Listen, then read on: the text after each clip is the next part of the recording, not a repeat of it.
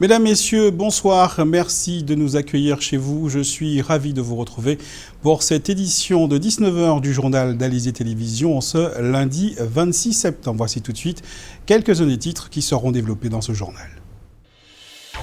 Un sexagénaire diabétique et hypertendu a succombé à un malaise après une morsure de mille pattes au Lamentin. En cas d'allergie au venin inoculé, les piqûres d'insectes peuvent être mortelles. Depuis près de 2 ans, l'eau coule du robinet au compte-gouttes à Fond-Cacao. Si un miracle s'est produit ce lundi, il n'empêche, pour les riverains de ce quartier de Capesterre-Belle-Eau, la coupe est pleine. Pour limiter la présence de chlordécone dans nos assiettes, le programme de jardins familiaux baptisé JAFA multiplie les journées conseils auprès des consommateurs et il fait recette. Le journal Rony Nabal. Et l'invité de notre journal ce soir est Hugues-Philippe Ramdini, conseiller municipal de Capesterre-Belle-Eau. Avec lui, nous parlerons notamment de la question de l'eau dans sa commune. Un homme âgé de 67 ans est décédé à la suite d'une morsure de scolopendre. Cela s'est passé au Lamentin, en Guadeloupe. Même si la morsure de ces bestioles peu ragoûtantes entraîne très rarement la mort, elle doit être soignée rapidement sous peine d'infection. Les explications de Muriel Barlagne. Quand les insectes piqueurs attaquent, les réactions peuvent être variées. En cas d'allergie au venin inoculé, le pire peut se produire. Samedi soir, un homme de 67 ans a trouvé la mort au Lamentin après s'être fait piquer par une scolopendre. Il était diabétique et hypertendu. Si sa mort est liée à la piqûre d'insectes, il pourrait avoir fait ce qu'on appelle un choc anaphylactique. Le choc anaphylactique est une réaction qui va entraîner une baisse de tension, un désamorçage de la pompe cardiaque et donc les gens peuvent mourir de ça. Et ça va arriver quand la personne est allergique à la substance que va lui inoculer la bestiole. Et il n'y a pas que le scolopendre qui peut entraîner ça. Les allergies les plus connues aux insectes piqueurs, ce sont les allergies au venin d'hyménoptères, guêpes et abeilles. Ça, on a des patients qui sont en désensibilisation pour ça, c'est-à-dire qui reçoivent un traitement pour entraîner une tolérance. Dans un cas comme celui-là, il ne faut pas perdre de temps. C'est la raison pour laquelle les personnes se sachant allergiques doivent toujours avoir sur elles une seringue d'adrénaline auto-injectable. En cas de réaction, une injection dans la cuisse doit pouvoir régler le problème, mais cela, c'est si le patient est dans un bon état général et s'il ne prend pas un traitement contenant des bêta-bloquants. Donc le traitement du choc anaphylactique, c'est de l'adrénaline. Donc il faut que ça soit fait assez rapidement, dans les minutes qui suivent, dans les 10-15 minutes. Et si ça n'est pas fait, effectivement, on va commencer souvent par de l'urticaire, c'est-à-dire on va avoir des plaques, on va avoir du mal à respirer, on peut avoir des vomissements, et in fine, ça se termine par un désamorçage de la pompe cardiaque. Et donc une chute de tension et un arrêt cardiaque. Il s'agit là de cas extrêmes. En 13 ans, le docteur Lorac n'en a jamais vu. Dans son cabinet, 5 patients allergiques aux piqûres de guêpes et d'abeilles se font actuellement désensibiliser, chose qu'on ne peut pas encore faire pour les scolopendres, les cas étant trop rares. Le plus souvent, les réactions sont plutôt bénignes. Il suffit de se rendre à la pharmacie où on conseille des antidouleurs et des anti-inflammatoires. On peut aussi s'orienter vers du glaçage, c'est-à-dire utiliser comme je vous ai montré, de la glace en fait. Ou des dispositifs cold-hot qu'on met au frais et qui permettent de faire plusieurs applications par jour pour faire aussi au niveau du foie avoir la réaction antalgique et anesthésique et justement aussi baisser la réaction inflammatoire qu'on peut avoir quand on a ce genre de piqûre. D'accord ? On utilise aussi des crèmes comme Onctose, c'est à base en fait de lidocaïne ou d'hydrocortisone. Enfin, c'est un très puissant anti-inflammatoire qui va permettre toujours de baisser la réaction d'inflammation qu'on peut avoir quand on a ce genre de piqûre. Tous les insectes piqueurs peuvent déclencher des réactions allergiques qui, à la longue, peuvent devenir graves. En cas de doute, il vaut mieux se rapprocher d'un spécialiste. Le conseil municipal de Capesterre-Belle-Eau a décidé de mobiliser les administrés de la commune pour faire pression dans le dossier de l'eau. Le manque d'eau est le quotidien de beaucoup de capestériens depuis plusieurs mois et la situation ne semble pas être sur le point d'être solutionnée. Comment certains vivent-ils cette situation? Le reportage de Joël Saint-Silly. Non, il n'y a pas d'eau ici. Ça fait pratiquement 2 ans qu'il n'y a pas une goutte d'eau qui coule dans les robinets. Donc c'était jour de miracle à Capesterre-Belle-Eau, à Fond-Cacao précisément, puisque du robinet, on pouvait voir s'écouler juste un petit filet d'eau, mais pas de quoi calmer le courroux de Mathieu Virapin, un riverain exaspéré. Je n'ai pas encore trouvé de volontaire, mais sinon il y a longtemps qu'on aurait été à Cadobello, on aurait fermé la vanne qui alimente toutes les communes de la Grande Terre, et comme ça le préfet aurait pris ses responsabilités. Monsieur Virapin en est convaincu. Cette situation est la conséquence de la sortie de Capesterre-Belle-Eau de la tutelle du SIAG. C'est un problème politique qu'il y a entre Bernier, je n'ai pas peur de le dire, entre Bernier et Mme Chevry, et qu'ils ont une politique de déstabilisation, moi je ne sais pas comment ça, on peut appeler ça, et c'est la population qui tranque. On parle souvent de prendre la population en otage quand il y a une population, quand les travailleurs défendent leurs droits, mais aujourd'hui ce sont les élus qui prennent la population de Capesterre en otage juste pour faire un querelle de politique. Pas une goutte d'eau depuis 2 ans, nous dirons plutôt pas d'eau chaque fois qu'on en a besoin. Mais c'est un peu la même chose pour les riverains qui ont le sentiment d'avoir fait un bond de 50 ans dans le passé. Beaucoup d'entre eux, tout comme Mathieu Virapin, ont pris une ferme résolution. Pour le moment, je ne paye pas de facture. Le jour qu'on va envoyer de l'eau continuellement dans mon robinet, je vais commencer à payer ma facture. Mais pour le moment, je ne peux pas payer quelque chose que je n'ai pas. Cette semaine, le maire de la commune a lancé un appel à la mobilisation auprès de ses administrés. Monsieur Virapin sera au rendez-vous et compte bien faire entendre sa voix. Et pour parler de cette problématique de l'eau à Capesterre-Belle-Eau, nous avons notre invité Hugues-Philippe Ramdini. Bonsoir. Bonsoir. Vous êtes conseiller municipal à Capesterre-Belle-Eau et également vice-président du conseil départemental. On est là pour parler de cette problématique de l'eau. Est-ce que la situation qui est décrite par M. Virapin, qui habite Fond-Cacao, est une situation qui est commune ou est-ce que c'est exceptionnel? Non, c'est pas exceptionnel puisque moi-même j'habite à Fond-Cacao et je vois que les médias, tous les médias sont sur Fond-Cacao ces jours-ci. Oui, en fait, je prends un petit peu l'historique. En 1977, Capesterre est rentré au SIAG. Et puis, nous sommes rentrés avec les 2 captages, donc le patrimoine. Aujourd'hui, depuis le 27 février 2014, le périmètre du SIAG a changé. Capesterre et les Saintes sont rentrés dans le périmètre de la CASBT. La communauté d'agglomération du Sud-Bastère. Donc, il y a effectivement un passif et un actif à faire. La loi le permet, ce n'est pas encore fait. Mais je rappelle aussi une chose, et qu'il ne faut pas oublier, Capesterre était au SIAG et d'ailleurs était premier vice-président du SIAG. Ces élus capestériens, notamment M. Claude Maurice, qui est 2e adjoint, était au SIAG en tant que premier vice-président, n'a pas fait le travail. Je dis bien n'a pas fait le travail.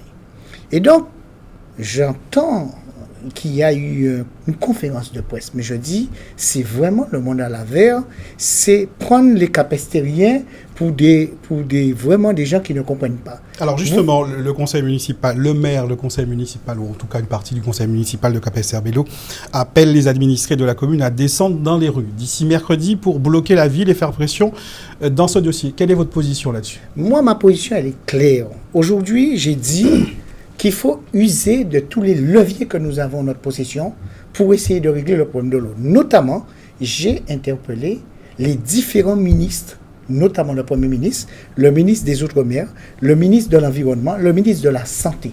Parce que je sais très bien que si ce problème-là était dans une ville de France métropolitaine, on se serait déjà penché sur ce problème-là. Il est inadmissible que nous n'avons pas d'eau, que nous nous réveillons à 10h du soir, à 3h du matin pour récupérer un peu d'eau, pour se doucher le matin quand nous partons à 5h du matin.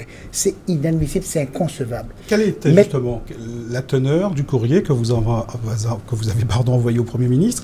Est-ce que vous avez déjà eu un retour? Je n'ai pas eu de retour. De toute manière, je pense que j'aurai un retour. Parce que si, je le dis ici, sur votre antenne, Si je n'ai pas de retour, j'irai encore plus loin. Nous avons encore des leviers. Je reviens sur la commune de Capesterre qui a fait effectivement une conférence de presse. Vous m'avez posé la question. Mais je dis, on ne peut pas demander, moi je dis aujourd'hui, on ne peut pas demander à la population de Capesterre de barrer Capesterre, de bloquer la ville, d'empêcher les enfants d'aller à l'école. C'est irresponsable. Parce que nous sommes restés, la commune de Capesterre était en grève, ça fait 4 mois. 4 mois de grève. Nos enfants n'ont pas été à l'école. On demande encore aux Capestériens de ne pas envoyer les enfants à l'école. On demande encore de bloquer la ville de Capesterre. Mais lorsqu'on bloque la ville de Capesterre-Belle-Eau et on n'a pas utilisé tous les leviers, eh bien, c'est le Capestérien qui doit aller gagner sa journée à Jarry ou ailleurs qui va perdre encore une journée. C'est encore le Capestérien qui va trinquer. Ce n'est pas normal, ce n'est pas responsable. Le maire et son conseil municipal, au niveau de sa majorité, doivent prendre des responsabilités. D'ailleurs, demain, je vais proposer à la mairie de Capesterre, au conseil municipal, eh bien, justement, qu'on fasse effectivement un référé au tribunal administratif pour demander, parce qu'il existe des voies pour demander, bien, nos 2 captages. Mais il existe des voies, il faut se servir des voies qu'il existe. Mais ce n'est pas au maire, aujourd'hui, ni au conseil municipal de la majorité, de demander aux Capestériens d'aller bloquer Capesterre. Autrement dit, vous êtes d'accord sur le fond avec ce que dit le maire et le conseil municipal, pas sur la forme. Pas sur la forme. Pas sur la forme, parce que j'ai dit, il faut aussi appeler à l'apaisement. Il faut appeler dans ce contexte que nous connaissons aujourd'hui en Guadeloupe, il faut appeler à l'apaisement, même si je serais intransigeant sur le problème de l'eau. Je l'ai déjà dit, je suis rentré conseiller communautaire depuis 2014. Depuis 2014, je n'arrête pas au sein de la communauté de travailler sur le dossier de l'eau. On avait un problème à Sainte-Marie-Capesterre, dans les hauteurs de la Sarthe, que j'ai effectivement réglé avec la présidente de la CSBT et les élus communautaires. Mais nous devons continuer à travailler. Par contre, il n'est pas question, en tout cas pour moi, d'aller bloquer ou d'aller barrer la route parce qu'il faut user de tous les pouvoirs que nous avons en notre possession. Alors, vous parlez vous-même d'imbroglio quand vous qualifiez le problème administratif. Vous parliez du différend qui oppose la communauté d'agglomération du Sud Basse-Terre au SIAG. Des propositions pour en sortir. Comment sortir de cet imbroglio? Alors, moi, je dis, il y a un arrêté préfectoral qui date du 27 février 2014 qui demande à la CASBT, mais en tout cas au SIAG, de faire l'actif et le passif. Ça, c'est la loi. Donc, il faut qu'on applique la loi. Aujourd'hui, ils n'arrivent pas à se mettre d'accord. Donc, c'est la raison pour laquelle j'ai effectivement une discussion avec le préfet, j'ai une discussion avec la présidente de la CSBT, j'ai une discussion avec le président du SIAG. Je sens que les choses n'avancent pas. À partir de là, j'ai décidé d'interpeller au plus haut niveau de l'État. Il faut qu'à un moment donné, on sorte de cette situation qui n'a que trop duré à Capesterre-Belle-Eau et voire en Guadeloupe. Maintenant, je reviens sur ça. Lorsqu'on aura réglé, parce qu'il faut être honnête avec la population, on a trop trimballé cette population parce qu'il y a de la politique. Je dis qu'il faut être honnête. Lorsqu'on aura réglé le problème des 2 captages, on n'aura pas réglé le problème de l'eau. Il faut aujourd'hui, je prends le cas de Fond-Cacao, puisque vous avez montré Fond-Cacao. Il y a un surpresseur à Moulinao. Ce surpresseur est trop faible aujourd'hui. L'eau n'arrive pas en gravitaire, ce qui fait que les gens de Fond-Cacao n'ont pas d'eau. Techniquement, il faut augmenter ce surpresseur. Il faut changer ce surpresseur et mettre un surpresseur beaucoup plus élevé. Parce qu'il y a eu des constructions, il y a eu plus de demandes. Et donc, c'est la raison pour laquelle on a aussi ce problème-là. Donc, il y aura un travail à faire. Deuxième point, nous avons aussi à voir pour les réseaux. Les réseaux d'eau de Capesterre sont en très mauvais état. Et je parle de Capesterre, mais de la circonscription, de la CASBT, sont en très mauvais état. Donc, il y a un travail à faire à ce niveau-là. Et je reviens sur le premier vice-président du SIAG. Comment se fait-il qu'il était premier vice-président du SIAG? Il n'y a jamais eu de travaux de réfection de réseau à Capesterre-Belle-Eau. Alors que nous avons payé des factures, alors que nous avons payé de l'eau, nous avons toujours payé des factures. Les réfections de réseau n'ont pas été faites. On reviendra sur la question des factures payées ou pas payées. Quand vous dites qu'il faut que ces problèmes-là soient solutionnés, qu'il faut qu'il y ait des travaux, quelle est la gouvernance? Est-ce que c'est ce fameux syndicat mixte ouvert? Est-ce que c'est chaque EPCI qui doit gérer sa question de l'eau? Alors, je dis ici, aujourd'hui, à mon sens, il faut un syndicat unique de production et de distribution d'eau. Il n'est pas question pour moi ici de dire qu'il faut un prix de l'eau à Anse-Bertrand et un prix de l'eau à Vieux-Habitants. Pour moi, le même prix de l'eau, on peut l'avoir en Guadeloupe. Pourquoi je dis ça? Je travaille à EDF. On parle de la péréquation nationale. Le prix du kilowattheure que vous payez en Guadeloupe, c'est le même prix que vous payez à Bordeaux. Donc c'est possible aussi pour l'eau. Il faut une volonté politique. Et quelque chose d'important à mon sens aussi. Et c'est pour ça que je dis qu'il faut que tous les élus se mettent ensemble. Parce que, vous savez, il y a une route qui a été construite à La Réunion, qui coûte beaucoup de milliards d'euros. Le gouvernement français a octroyé 1 milliard d'euros pour cette route-là, d'utilité publique. L'eau est d'utilité publique, mais de santé publique. Donc nous devons nous mettre ensemble et pour qu'on puisse faire des demandes auprès du gouvernement pour essayer de régler le problème de l'eau rapidement en Guadeloupe et particulièrement à Cap-Esther où nous souffrons énormément. Deux mots rapidement parce que j'aimerais qu'on parle aussi de la question de la jeunesse. En ce qui concerne le débat payé, pas payé. Alors moi je dis ici ce que j'ai dit à la CSBT. Il faut payer l'eau, mais lorsqu'on a de l'eau, si on a de l'eau, on a un compteur, les gens vont payer l'eau. Je serai le premier à venir ici dire aux Cap-Estériens qu'il faut payer l'eau. Mais on ne peut pas demander en l'état aujourd'hui de dire aux Cap-Estériens de payer l'eau. Pourquoi? L'article 15 de la Générale des eaux stipule lorsque vous avez un compteur qui n'est pas relevé pendant 1 an et lorsque vous n'avez pas de relevé de compteur et que vous avez des factures estimées, eh bien, le contrat devient caduc. Le contrat devient encore plus caduc parce que vous n'avez pas d'eau dans les robinets. Ce qui vaut pour Cap-Esther vaut pour le reste de la Guadeloupe. C'est vrai pour Cap-Esther, mais pour le reste de la Guadeloupe. Quelques mots concernant la question de la jeunesse. Vous étiez en charge d'une mission sur la jeunesse en déshérence, sur la mandature de Lurel, de Victorin Lurel au conseil régional. Vous êtes donc censé être bien au fait de cette problématique, d'autant que vous avez également été président de la mission locale. Il y aurait en France 900 000 jeunes de 15 à 25 ans qui sont hors du circuit scolaire, hors de tout organisme ou démarche de formation et qui ne cherchent pas non plus du travail. Qu'est-ce que cela vous inspire? On appelle ça les ninis. Non, en fait, effectivement, j'étais en charge de la jeunesse. Alors, j'aime pas trop le mot déshérence. Vous avez vu, quand j'avais ce projet-là, j'ai souvent dit des jeunes en souffrance. Je pense que nous avons fait du travail. Nous avons eu un bilan en 2011 où nous avons placé en 2012-2013 près de 1700 jeunes en emploi d'avenir. Nous avons aussi placé des jeunes en insertion, en chantier d'insertion, dans certains domaines. Nous avons quand même placé plus de 2000 jeunes. Donc, il y a un travail qui s'est fait. Nous avons mis en place la conférence permanente de la jeunesse en 2013. Ça n'a jamais vu le jour. Justement, la mission que vous aviez devait permettre d'élaborer un plan d'action. Il a servi, il n'a pas servi, il a servi à quoi? Il a servi, sauf qu'on aurait dû continuer. J'ai quitté la région en 2015. Après mon départ à la région, on n'a pas entendu parler de la jeunesse. J'ai quitté la mission locale en 2015 aussi. Et d'ailleurs, pareil pour la mission locale, on entend très peu la mission locale. Alors que la mission locale devait être le précurseur. La mission locale devait être le point d'entrée pour la jeunesse. Lorsqu'un jeune quitte l'école, la première chose que le jeune doit faire, c'est s'inscrire à la mission locale. C'est le point d'entrée. La Pôle emploi, mais la mission locale. Pourquoi? Parce que ce jeune-là doit être suivi.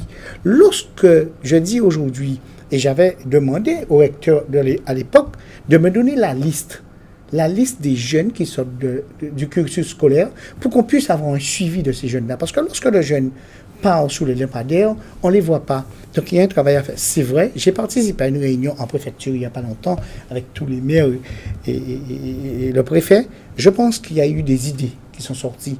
Sauf que je dis aujourd'hui, lorsque nous mettons en place des moyens, il faut identifier, mais il faut surtout sous-peser les moyens que nous avons mis en place pour voir qu'est-ce qui n'a pas marché, qu'est-ce qui va marcher et pourquoi on doit faire ça, pourquoi on ne doit pas faire ceci et cela. Il faut absolument ce travail minutieux parce que aujourd'hui, je dis souvent la jeunesse, c'est l'avenir, mais je rappelle ici sur votre antenne, que nous avons plus de 90% de jeunes qui réussissent dans ce pays-là. On en parle très peu. On parle beaucoup de faits divers. C'est vrai, ça pose problème.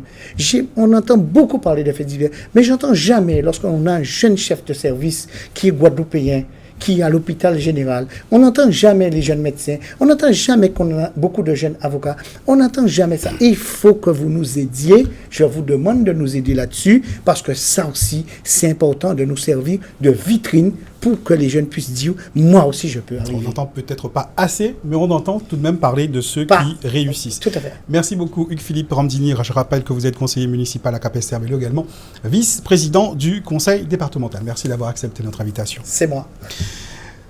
Est-ce que nous pouvons continuer à manger local malgré la contamination de certains sols à la chlordécone? C'est le message qu'étaient venus délivrer les intervenants à la journée Manger pour Santé Art, organisée dans le bourg de Bémao samedi dernier.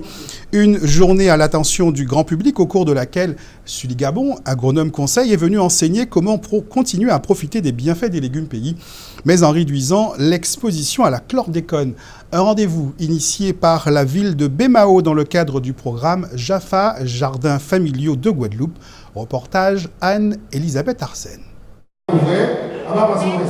Manger pour santé art, tout un programme pour continuer à manger local. Programme d'éducation pour la santé mis en place par l'IREPS en partenariat avec l'ARS. Le programme JAFA a pour but de limiter la présence de chlordécone dans notre quotidien et surtout dans nos assiettes. Moi, donc, en tant qu'agronome conseil, justement, mon rôle, c'est justement d'expliquer donc à la population où est-ce qu'on en est, d'accord, d'expliquer à la population qu'on est amené à vivre avec ça dans notre environnement et il faut apprendre à composer avec. Hein. Aujourd'hui, c'est surtout ce qui est important.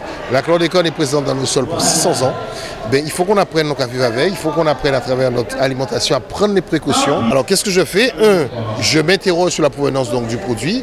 Je peux demander également aux producteurs ses analyses de sol, là où ils plantent donc, ses parcelles. Sa provenance. Également, il faut savoir que les professionnels agricoles ont fait un gros travail depuis 2004 pour pouvoir proposer aussi donc, à la population une alimentation saine.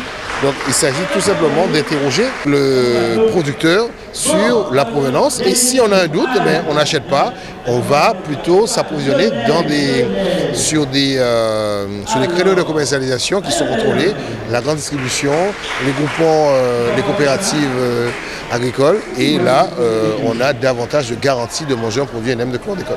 Cette manifestation a attiré un public curieux, mais surtout conscient des risques liés à la surexposition du chlordécone.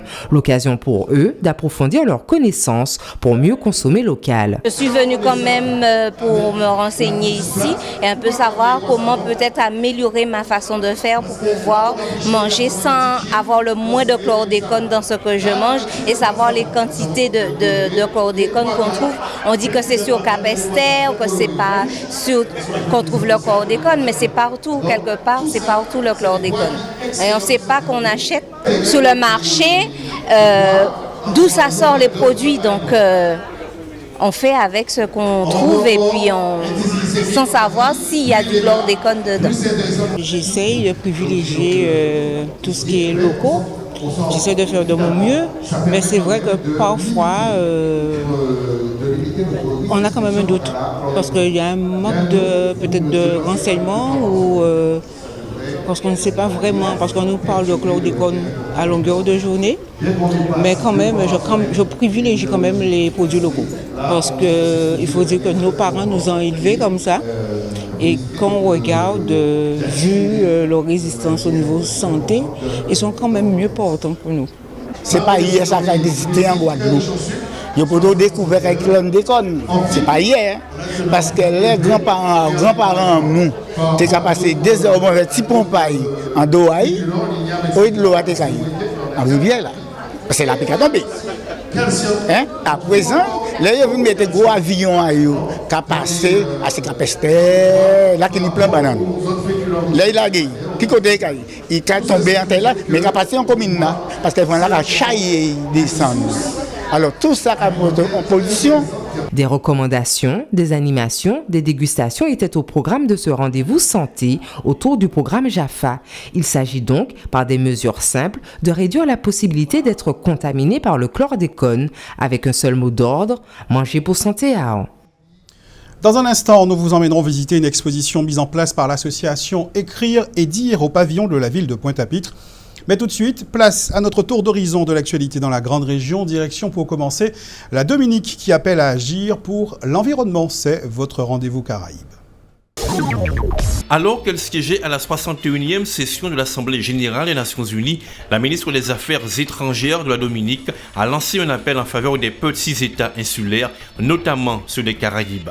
Francine Baron a souligné que la réalisation des objectifs de développement durable doit reconnaître les défis que les petits États insulaires doivent surmonter. La ministre a formellement demandé que l'agenda 2030 envisage l'action sur le changement climatique, la protection de l'environnement et l'accès à l'énergie propre comme des préoccupations de premier ordre pour les pays des Caraïbes. La ministre des Affaires étrangères est intervenue publiquement en soulignant que réaliser les objectifs de développement durable ne consiste pas à cocher des cases, mais à faire une réelle différence. Elle a informé l'assistance que les effets du changement climatique continuent d'influer sur le développement de la région Caraïbe. Les pays caribéens connaissent des sécheresses plus graves et plus longues, souvent suivies de fortes précipitations qui se traduisent par une érosion massive des sols et par des pertes économiques, voire humaines, souvent catastrophiques.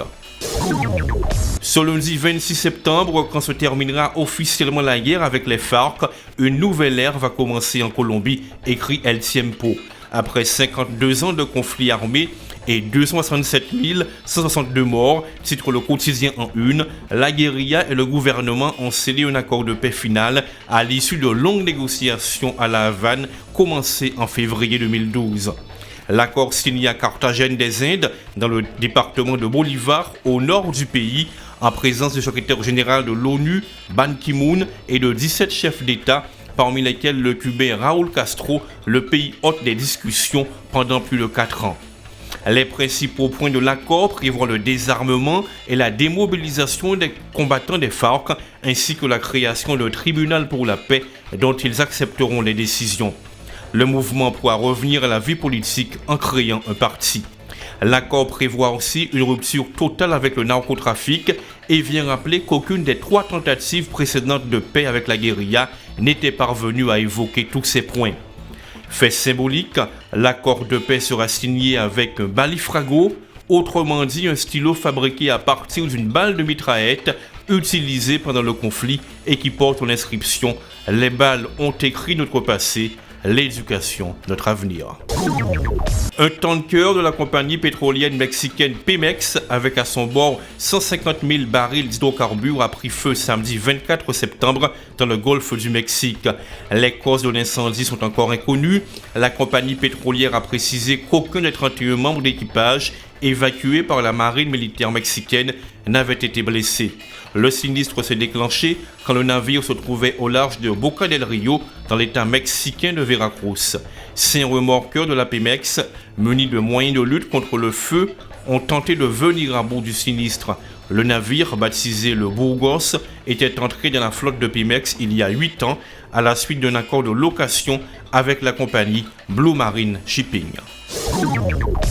Retour en Guadeloupe jusqu'au 1er octobre, le pavillon de la ville de Pointe-à-Pitre, l'ancien presbytère, accueille une exposition intitulée « Regard croisé d'artistes » où peintres, sculpteurs, dessinateurs, écrivains et poètes échangent à travers leurs œuvres et leurs disciplines diverses. Une exposition mise en place par l'association Écrire et Dire, à l'occasion de laquelle Muriel Barlagne a croisé l'auteur Fred Le Breton et l'animatrice Gervaise Zélateur. Reportage. Tableaux, sculptures, marionnettes et livres sont en dialogue dans le cadre de l'exposition Art et Écriture, actuellement installée au pavillon de la ville à Pointe-à-Pitre. Une initiative de l'association Écrire et Dire. Depuis 2009, elle se bat pour mettre en lumière des auteurs peu connus. Elle s'est ouverte à d'autres formes d'expression en 2015, d'où la mise en place de cette exposition plurielle. Parce que notre but, c'est, comme on dit maintenant, c'est la cohésion sociale et le bien vivre ensemble. Que tout le monde arrive à trouver sa place dans la société. Et nous commençons par les petits. Nous travaillons en décrochage scolaire pour que ces enfants apprennent à être, à comprendre et à devenir. Donc, C'est pour que les parents sachent ce que nous faisons en tant qu'association Écrire et Dire, pour qu'ils aient envie d'envoyer leurs enfants en périscolaire, pour que nous puissions rencontrer ces enfants qui auraient des difficultés, pour leur dire que c'est possible d'être. Parmi les invités, l'auteur Fred Le Breton. L'ancien journaliste est venu présenter ses 2 ouvrages basés sur des faits réels. Tuer le député revient sur la mort du Guyanais autonomiste Justin Cataillé, victime du crash de Déhay en 1962. Et Fait taire le journaliste s'inspire de l'assassinat du militant communiste martiniquais André Aliquer. Il est important pour un auteur de rechercher des faits de l'histoire qui sont parfois oubliés ou qui ont encore des zones d'ombre. Et bien entendu, aussi bien pour l'un que pour l'autre, que j'ai fait un certain nombre de recherches, j'ai enquêté et j'ai pu avoir un certain nombre d'informations qui étaient tues. Et peut-être assez curieusement, par exemple pour l'accident d'avion de Déhay, il y a certains aspects qui sont encore secrets, confidentiels. Et plus de 50 ans après, on peut s'étonner. Donc il nous appartient à nous, romanciers, auteurs, écrivains, journalistes, enquêteurs, comme vous voulez, d'essayer de faire pousser plus loin la réflexion pour que l'on puisse se dire mais il y a quelque chose derrière tout cela. Gervaise Zélateur est, elle, animatrice, technicienne de l'éducation populaire. Les marionnettes qu'elle fabrique servent à aider des publics empêchés à s'exprimer. Quand on a la marionnette, on se cache derrière pour dire des choses. Et d'ailleurs, dans le carnaval, c'est ce qu'on voit. Après les élections, quand on voit les bois-bois dans la rue, c'est bien ce qu'on voit. On est derrière un masque, on est derrière un personnage qui c'est pas nous qui disons. Donc on est libre de ses réflexions, de ses gestes, de ses paroles. On n'a plus de frein. Et avec ça, la personne qui est en difficulté de communication, elle va utiliser ça. Et puis, après tout ce que je vous ai raconté là, elle sera toute heureuse après de jouer son spectacle. Cette exposition en place jusqu'au 1er octobre est l'occasion de découvrir des peintres comme Agnès Sélapin et Christiane Bordelais. Leurs œuvres côtoient celles d'artistes plus connus comme Bernard Pinsemaille et le sculpteur Jackie Poulier. Information pratique pour clore cette édition. Dans le cadre des délestages programmés par le SIAC sur le réseau de Bellocado, les habitants de Sainte-Anne seront privés d'eau ce soir à partir de 22h jusqu'à demain 7h. Demain soir, ce sont ceux de Gosier-Ouest et de Mathurin qui seront concernés par ces coupures tournantes. Un point sur la météo de ce soir et demain. Les averses de cet après-midi persistent ce soir sur la partie nord et l'est de la Guadeloupe, mais dans la nuit, le temps devrait donc s'améliorer. Demain matin, le soleil devrait se montrer, mais il alternera avec des averses bien présentes sur certaines communes. Côté qualité de l'air, nous restons tout juste dans le vert avec un indice Atmo de 4 annoncé pour demain par Guader. Passez une bonne soirée sur Alizé Télévision. On se donne rendez-vous demain 19h pour un nouveau point sur l'actualité locale et régionale.